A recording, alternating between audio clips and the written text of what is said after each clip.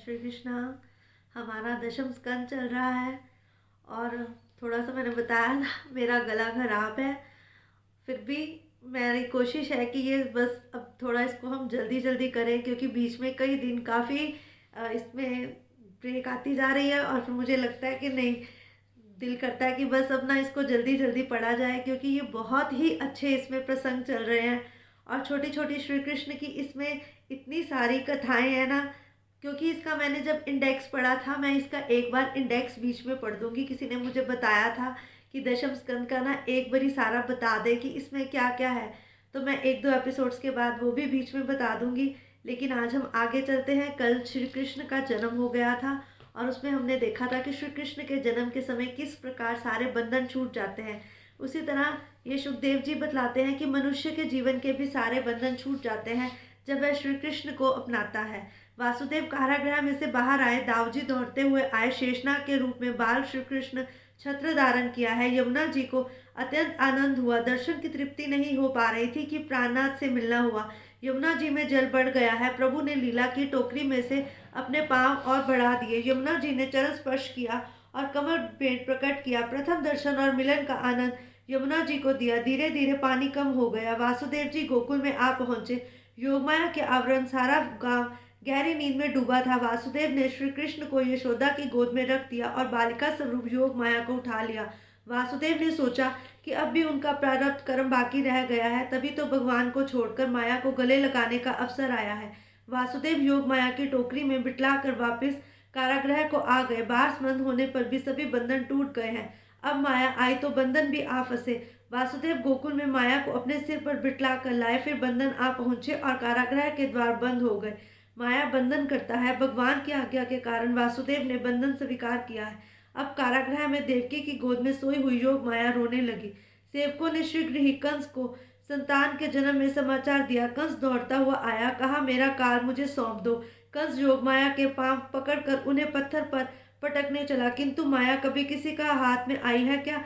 आदि माया ने तो कंस के भी सिर पर एक लात जमा दी और हाथ में छूट कर आकाशगामी हो गई। आकाश में उन्होंने अष्टभुजा जगदम्बा व्रतकाली का रूप धारण किया। उन्होंने कंस से पुकार कर कहा, अरे पापी, तेरा काल तो अवतरित हो गया है और सुरक्षित है। कंस ने पश्चाताप करते हुए वासुदेव देवकी ने अपने अपराध की क्षमा मांगी। इधर जन्माष्टमी के दिन नंद जी ने 12 बजे तक जागरण किया। शांडिल्य के कहने पर सभी सो गए थे और गहरी नींद में डूबे थे। बालकृष्ण जब नंद जी के घर आए तब नंद बाबा सोए थे। नंद बाबा ने स्वप्न में देखा कि कई बड़े बड़े ऋषि मुनि उनके आंगन में पधारे हैं। यशोदा जी ने श्रृंगार किया और गोद में एक सुंदर बालक खेल रहा है। उस बालक को मैं निराहार देखूंगा। शिवजी भी उस बालक का दर्शन करते हेतु आए। नंद बाबा प्रातः काल जागृत होने पर मन में कई संकल्प विकल्प करते हुए गौशाला में गए। वे स्वयं गौ सेवा करते थे। गायों की जो प्रेम से सेवा करता है उनका वंश नष्ट नहीं होता। नंद बाबा ने प्रार्थना की, हे नारायण दया करो, मेरे घर गायों के सेवक गोपाल कृष्ण का जन्म हुआ है। उसी समय बाल कृष्ण ने लीला की। पीली चोला पहने हुए, कपाल कर कस्तूरी के तिलक वाले कृष्ण घुटनों पर चलते हुए गौशाला में आए। इस बालक को नंद जी ने देखा तो उनके मन में ये हुआ, अरे ये तो वही बालक है जिसे मैंने स्वप्न में देखा था। बाल कृष्ण ने नंद बाबा से कहा, बाबा मैं आपकी गांव की सेवा करने के लिए आया हूँ। गौशाला में आए हुए कन्हैया को नंद जी प्रेम से नहाते हुए स्तब्ध से हो गए। उन्होंने देह बांध तक नहीं कहा। बाल कृष्ण के दर्शन से वह समाधिस्थ हो गए थे। उन्होंने कुछ ज्ञात नहीं हो पा रहा था, वे जाग रहे थे या सो रहे थे। सुनंदा को यशोदा जी की बाल कृष्ण की झांकी हुई तो वे दौड़ती हुई गौशाला में आई। भाई की खबर करने आई, भाई भैया लाल भयो है, आनंद ही आनंद भयो। श्री कृष्ण हृदय में आए। नंद जी ने यमुना में स्नान किया। आज जन्मोत्सव के उपलक्ष्य में स्नान किया जाना था। उनको सुवर्ण के आसन पर बिठाया गया। शांडिल्य मुनि ने उनको दान करने को कहा। नंद बाबा ने कहा, जो चाहो सो ले लो, हो सकता है। नंद बाबा ने बड़ी उदारता से दान किया। दान से धन के दिन शुद्धि होती है। गांव को दान दिया। ये कथा इसी प्रकार आगे विस्तार पूर्वक चलती रहेगी, परंतु इससे पहले एक बात मैं अवश्य कहना चाहूँगा। जन्माष्टमी के दिन मनुष्य को अवश्य चाहिए कि श्री कृष्ण का जन्म का ये पृष्ठ अवश्य पढ़े। ये 2-3 पृष्ठ ऐसे हैं जिन्हें जन्माष्टमी के दिन पढ़े रहना चाहिए। वैसे तो 365 दिन ही श्री कृष्ण के उत्सवों के दिन हैं, परंतु जैसे जैसे जो उत्सव आए, मनुष्य को चाहिए कि उस उत्सव के दिन प्रभु की लीला का अवश्य गान किया जाए। वैष्णव संबंध में तो उस दिन के कई बार कीर्तन भी प्रसिद्ध है, परंतु मैं एक बात कहता हूँ, तुम कीर्तन नहीं तो कम से कम प्रभु के कुछ पद ही गा सकते हो, कुछ पद नहीं तो प्रभु के ये पृष्ठ अवश्य पढ़ने चाहिए। इसलिए मैं कहता हूँ कि साल में 365 दिन हमें श्री कृष्ण के नाम जप करना चाहिए। और भागवत एक ऐसा एकमात्र ग्रंथ है जिसमें हर पल हर क्षण श्री कृष्ण की लीला के बारे में बताया गया है। और कुछ नहीं तो दशम स्कंद तो ऐसा है जिसमें पूर्ण रूप से श्री कृष्ण समाये हैं। इसलिए जितना हो सके इसका अब हमें अपने मन में आभार प्रकट करते हुए इसका पाठ स्वयं करते रहना चाहिए। हम ना हो सके तो हमें ये बात अवश्य मन में याद रखनी चाहिए कि श्री कृष्ण ही सब कुछ है, श्री कृष्ण ने ही संसार रचा है, श्री कृष्ण बिना कुछ नहीं। नंद बाबा ने 2 लाख गायों का दान दिया। एक ब्राह्मण को 10,000 गाय दान स्वरूप मिली, वह घर ले आया। छोटा सा घर था, उस घर के कोने कोने में गाय बांध दी, फिर भी बहुत सी बाकी रह गई। इस प्रकार ब्राह्मण की पत्नी कर्कशा थी। वह अपने पति से कहने लगी, कोई चाहे जितनी गाय दे, तुम सबको क्यों ले आए? इतनी सारी गायों का अब हम क्या करेंगे? ब्राह्मण, अरे तू जानती नहीं है, नंद बाबा के घर पुत्र रतन आया है, उन्होंने आज हजारों गायों का दान किया है। नंद बाबा के पुत्र जन्म की बात सुनकर ब्राह्मणी आनंदित हो गई। पति पत्नी आनंद से मानो नाचने लगे। गांव के एक एक व्यक्ति को लगता था कन्हैया उसी का है। गांव का हर वृक्ष सोचता था कन्हैया उसका है, हर पशु पक्षी सोचता था कन्हैया उसी का है। इसीलिए शायद हर जगह हर तरफ कृष्ण के नाम की ही गूंज थी। गांव का सभी गोपियों को कन्हैया के जन्म की बात मानो ऐसे फैल गई और सब प्रफुल्लित हो उठी, मानो नवदा भक्ति दौड़ती हुई आई और श्री कृष्ण से मिलने जा रही थी। गोपियों का एक एक अंग श्री कृष्ण से मिलन और कृष्ण स्पर्श के लिए आंदोलित हो रहा था। उनकी आंखें कहने लगी, हम जैसा भाग्यवान कोई नहीं जिनके साक्षात नयनों को श्री कृष्ण को देखने के सुख की प्राप्ति होगी। तब गोपियों के कान कहने लगे, हमारे कारण तो तुम भी भाग्यशाली हो गए, जिसमें ये सुनने को मिला है कि श्री कृष्ण का जन्म हुआ है। श्री कृष्ण का प्रागट्य उत्सव ऐसा था मानो पूरा आकाश झूम उठा था। हर देवी देवता देख कर प्रफुल्लित हो रहा था। चारों तरफ प्रकृति भी लहलहा उठी थी। हम तो कन्हैया की बांसुरी वादन भी सुनेंगे। तो श्री कृष्ण ने कहा कि ये सब कैसे हैं? ये सब तो अभी से आनंदित हो रहे हैं, अभी तो मेरा जन्म ही हुआ है। लेकिन कृष्ण का जन्म ही ऐसा है जो आते ही सबको आनंद से भर देता है। पाँव बोलते हैं, हाथ नाचते हैं, आंखें देखती हैं, हर तरफ सुख सुख का संभव होता है। इसी तरह जैसे जैसे भागवत पढ़ते जाते हैं हमारे सारे अंग प्रफुल्लित होते जाते हैं। कभी देखना भागवत पढ़ते पढ़ते कैसे हमारे शरीर के सारे अंगों में मानो श्री कृष्ण नाम का रस गूंजता है। गोपियों की वेणी से फूल नीचे झर रहे हैं और कह रहे हैं, तुम श्री कृष्ण के दर्शन के लिए आतुरता से दौड़ रही हो, तुम भाग्यशाली हो। तुम्हारे सिर पर रहने के लिए हम योग्य नहीं हैं। हम तो तुम्हारे चरणों में गिरकर तुम्हारे चरण स्पर्श से पावन हो जाएंगे। यशोदा की गोद में खेलते हुए सर्वांग सुंदर बालकृष्ण की गोपियां दही से अभिषेक करने लगी। निर्धन गोपियां दूध और दही लेकर आई। कृष्ण जैसे लाल के दर्शन होने पर आनंदावेश में वे ज्ञान से भूल गए और स्वयं को दूध दही से नहलाने लगी। सभी गोपियों का मन कन्हैया में आकर्षित कर लिया था। हृदय में आनंद का पारावार उमड़ रहा था। गोपियां जितना लेकर आई थी उसका 10 गुना बढ़ाकर वापस लौटाना था। किसी को चांदी की थाली दी गई तो किसी को चंद्रहार। यशोदा ने सोच लिया था कि घर का सर्वस्व क्यों न लूट जाए, आज तो सबको बधाई देनी ही देनी है। गोपियां जो कुछ भी मांगे उन्हें दिया जाना चाहिए। जो कोई जो मांगता था यशोदा उसे देती जाती थी। चारों तरफ आनंद ही आनंद था। इसीलिए शायद श्री कृष्ण के जन्म उत्सव को आनंद उत्सव कहा जाता है। आनंद में पागल गोपियां कन्हैया की जय जयकार कर रही थी। एक ने तो कहा, यदि देना है तो मुझे कन्हैया ही दे दीजिए। यशोदा ने कहा, अरे क्या बात करती है मेरा लल्ला। और उसने ऐसा कहते हुए लल्ला को पकड़कर गोद में भर लिया। पुरुष तो सभी बाहर ही थे, अंदर तो गोपियां ही नाच रही थी। गोपियां ऐसी थी जो बार बार कृष्ण को देखकर आनंदमय होती जा रही थी। नंद के घर सभी आनंद लेने आए थे और आज सही महीने में ये था नंद के घर आनंदमय। सभी के आशीर्वाद प्राप्त करोगे तो तुम्हारे घर सर्वस्व आ जाएंगे। सभी का आशीर्वाद लेना वैसे तो बड़ा दुष्कर है, परंतु अगर हम अपने बड़ों का आशीर्वाद लेते हैं तो हमें हमेशा सुख ही प्राप्त होता है। इसलिए कहता हूँ कि अपने परिवार को, अपनी संतान को अच्छे संस्कार अवश्य देने चाहिए। वाणी, बर्तन, व्यवहार और विचार से सभी को आनंद देता है वही नंद है। सभी का आदर करो। आदर मान उत्तमोत्तम दान है।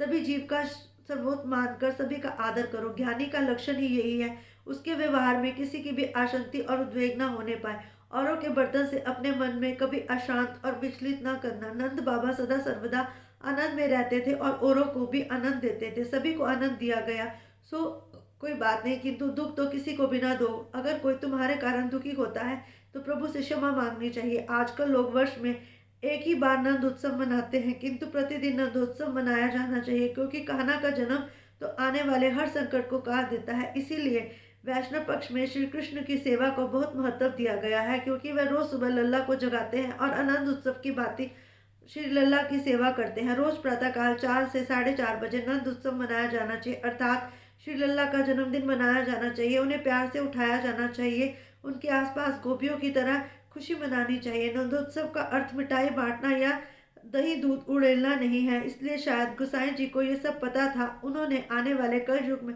वैष्णव समाज को ये सब करने की आज्ञा दी है। ऐसे करने तो आनंद का अतिरेक हो जाएगा। उत्सव में तो हृदय होना चाहिए, हृदय तो मनाना ही चाहिए, परंतु अगर ऐसा ना कर सको तो अपने पास आस पास किसी जीव को दुख नहीं देना चाहिए। हो सके तो प्रभु की आराधना करनी चाहिए। प्रभु तो हर हाल में खुश रहते हैं। देह धर्म भूलने पर ही उत्सव सफल होता है। परमात्मा को हृदय में पधराओ। हृदय में परमात्मा का प्रकट होने पर भूख प्यास नहीं सताती। जो हर रोज नंद महोत्सव मनाता है उसका सारा दिन आनंद में बीत जाता है। निर्धन व्यक्ति को महोत्सव हर रोज करना चाहिए। इसलिए जितने पृष्ठ हो सके भागवत के जरूर पढ़ने चाहिए, ना हो सके तो सुनने चाहिए। भागवत का रसपान ऐसा है जो मनुष्य को हर दुख से दूर करता है। जैसे जैसे भागवत हमारे हृदय में जाता जाता है, जिस प्रकार मनुष्य के हृदय को रक्त की आवश्यकता होती है, उसी प्रकार श्री कृष्ण भक्ति की भी आवश्यकता होती है। परंतु मनुष्य ऐसा है, सुख में श्री कृष्ण को भूल जाता है और दुख में फिर प्रभु की याद आती है। शरीर मथुरा है और हृदय गोकुल, नंद जीव है। इस शरीर को मथुरा बनाना, हृदय गोकुल में बाल कृष्ण को पधराओ। मन को आसक्ति से बचाओगे तो श्री कृष्ण मथुरा बनेगा और हृदय गोकुल। पवित्र काया ही मथुरा है। महाप्रभु जी की आज्ञा है, मथुरा और मधुरा एक है। कामसुख और संपत्ति मद है, इन दो मदों को अपने से ही बचाता है। एक बात याद रखो, मनुष्य कई बार तन में से तो कामसुख का त्याग कर देता है, परंतु मन में से नहीं जाता। मन में हमेशा मनुष्य के कई आसक्तियां जन्म लेती रहती हैं। एक मनुष्य ऐसा है जो स्त्री और धन से बहुत लोभ करता है। उसे सुंदर स्त्री चाहिए और बहुत सा धन चाहिए, और ऐसी ही शायद स्त्री है जिसे पैसे वाला पुरुष चाहिए, जिसे सुंदर पुरुष चाहिए। एक बात बतलाओ, क्या सुंदरता सारी उम्र साथ जाएगी? क्या धन सारे जीवन साथ जाएगा? जितना मर्जी जितना मर्जी धन एकत्रित कर लो, ये सब तो यही छोड़ के जाना है। जितने मर्जी सुंदर हो जाओ तब भी ये शरीर यही छोड़कर जाना है। अगर कुछ साथ जाएगा तो वह आत्मा। इसलिए इस आत्मा में श्री कृष्ण की भक्ति को भर दो, ताकि जब तुम इस जीवन से प्रस्थान करो तो तुम्हारे अंतर प्रभु की भक्ति हो। मनुष्य चाहे जिसका भी भक्त हो, राम का या कृष्ण का, परंतु उसकी भक्ति सच्ची होनी चाहिए। उसे अपनी भक्ति में कभी भी ईश्वर की उपस्थिति नहीं देखनी चाहिए। संपत्ति, शक्ति और भोग की उपस्थिति होने पर मन के बचाए रखना ही सच्चा संयम है। आज का मनुष्य ऐसा है जो हर समय यही देखता है कि मेरे प्रभु ने मेरे लिए क्या किया है, और ये भूल जाता है कि मैंने प्रभु के लिए क्या किया है। किसी महात्मा ने कहा है, कुछ लोगों का धन पत्थर की पूजा में चला जाता है, बनिए का धन प्रसाद में जाता है, और जमींदार का धन विवाह आदि में चला जाता है। भक्ति आसान नहीं है, पर स्त्री और पर संपत्ति की आसक्ति को छोड़ो। बिना भक्ति के आरंभ नहीं हो सकता। प्रातः काल में पूजा कर ली तो लगता है मानो सारा दिन सब कुछ कर लिया, परंतु क्या मनुष्य सारा दिन में सिर्फ एक ही बार भोजन करता है? नहीं, मनुष्य को भोजन करने के लिए 4 समय तो अवश्य है। तो क्या फिर भक्ति 4 समय नहीं की जानी चाहिए? हमारे में तो वैसे भी नवदा भक्ति महत्व बतलाया गया है। भक्ति मार्ग में भोग मादक है। मन को धीरे धीरे भक्ति मार्ग की ओर मोड़ना चाहिए। द्रव्य का चिंतन करते रहने से द्रव्य नहीं मिलेगा, लेकिन एक बात अवश्य है कि मनुष्य को अपने अंदर भक्ति का धीरे धीरे प्रस्तार बढ़ाते रहना चाहिए। यदि शरीर को मथुरा बनाना है, हृदय को गोकुल बनाना है, तो फिर भक्ति को यमुना की भांति निश्चल बनाना होगा। यमुना की भक्ति का किनारा कभी ना छोड़ना। 24 घंटे भक्ति तट पर रहोगे। मैं ये नहीं कहता संसार को छोड़ दो, संसार में रहते हुए भी बहुत से भक्त आए हैं।